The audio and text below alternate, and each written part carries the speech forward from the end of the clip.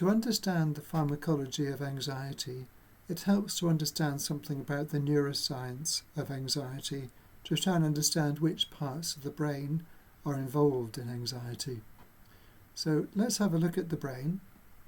So here we have a 3D model of the brain, and the area that's particularly involved with anxiety is called the limbic system.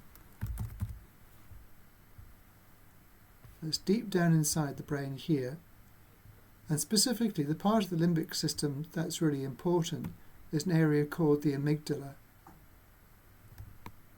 and that's these two structures here. And what happens is that the amygdala integrate stimuli and work out the emotional, particularly the fear value of stimuli. So if you like, you have the cortex, which feeds down into the amygdala, and then the amygdala evokes responses. If it detects something fearful, increased heart rate, sweating, etc., etc., the usual fear stimuli.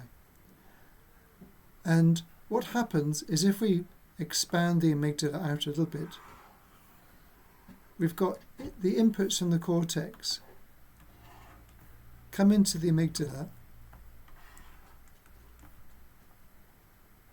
and the amygdala contains different nuclei, and then the signal goes to these different nuclei, and then these nuclei evoke the response like that. Now, the important thing is that there are inhibitory neurons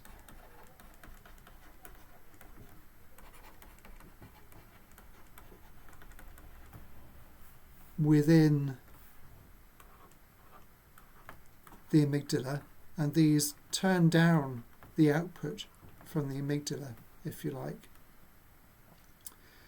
So usually what happens is that you might have coming in from the cortex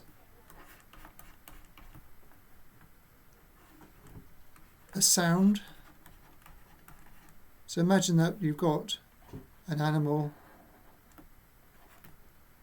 and you play the animal a sound,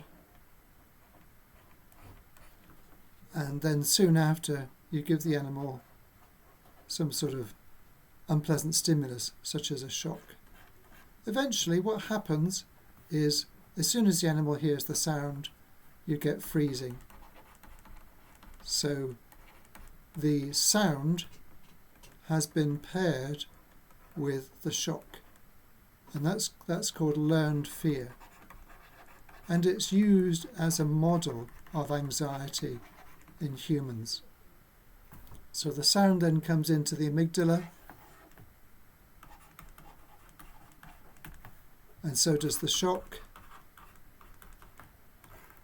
and these two are paired together using learning, and that produces a response. Now, an important thing here is that we talked about inhibitory neurons.